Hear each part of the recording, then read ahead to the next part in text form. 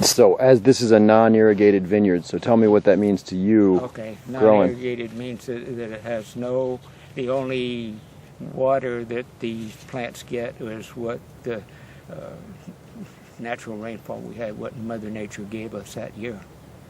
And these are almost 100-year-old vines. That's right. They were planted in 1912, and this is 2009, so 3 years will be 100 years. What would you say to somebody who would tell you that you cannot grow grapes without irrigation? I think there will probably be areas that you cannot grow grapes without irrigation.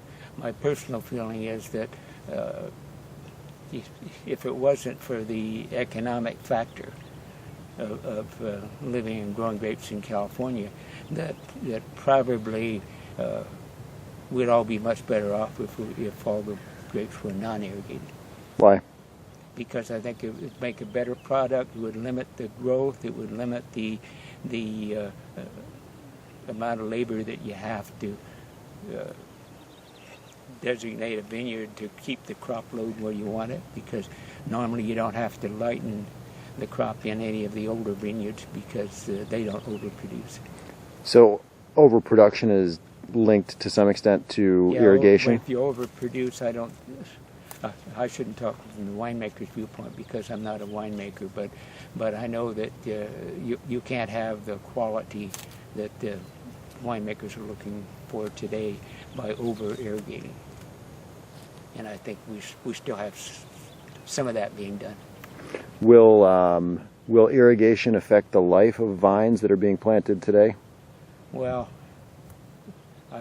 I shouldn't say that, but on our own vineyards, I feel, because we have everything except this old vineyard does have drip irrigation on it, and I feel that the vines, whether it's the way that we grow them up on wire as opposed to the old spurs, and the production that we try to get from those as opposed to what the old vineyards would have,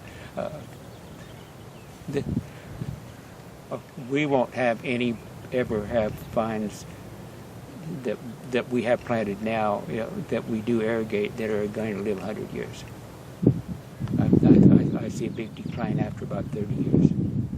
Are you replanting after 30 years? Well, we've got a field right there that was Chardonnay that we removed last year that we're going to replant, and it produced very well the first years.